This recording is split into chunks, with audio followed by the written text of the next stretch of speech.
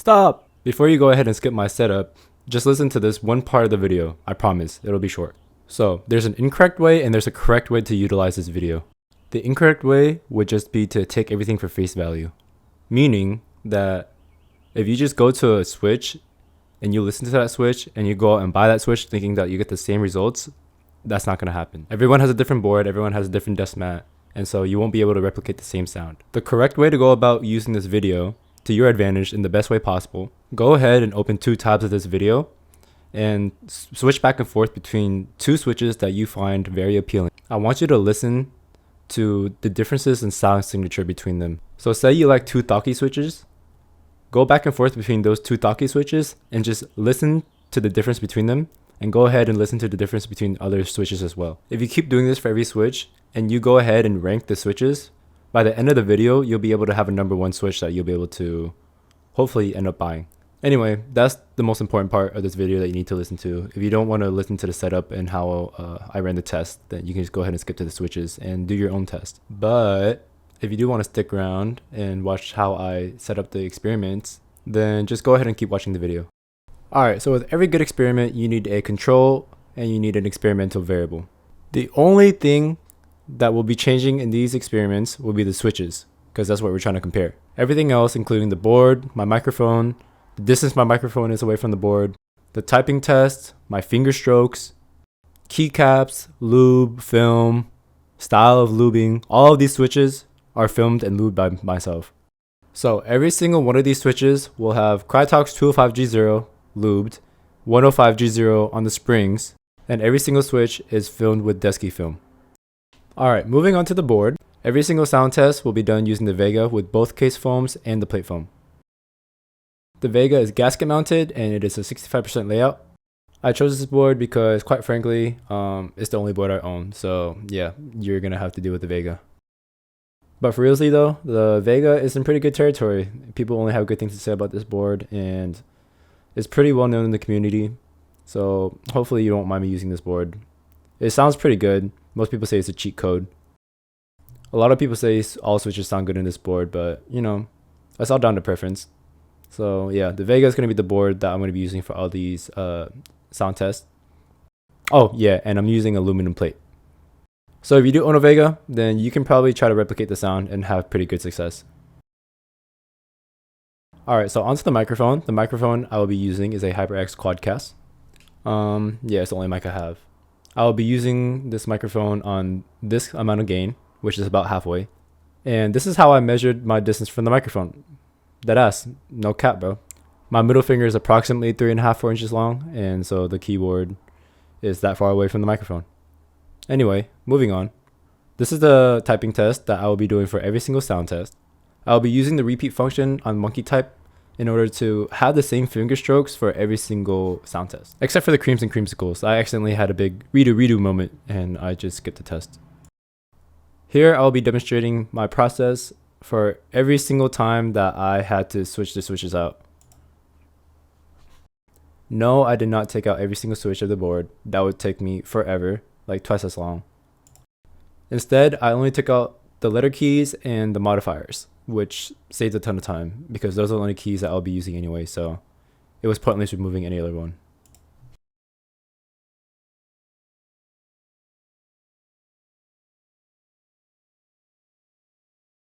Also, sometime about halfway through my typing test, the stabilizer started getting really rattly, and so I just ended up relubing that. Also, originally I was gonna control for my typing speed, but then my T and U keys on my PCB ended up getting broken. So if anybody has a spare Vega hot swap PCB, let me know and I will gladly buy it off you. And that also meant that I couldn't do the typing speed no more. Alright, so this is all the switches that will be in the video, in order. In no particular order, I mean. So yeah, enjoy.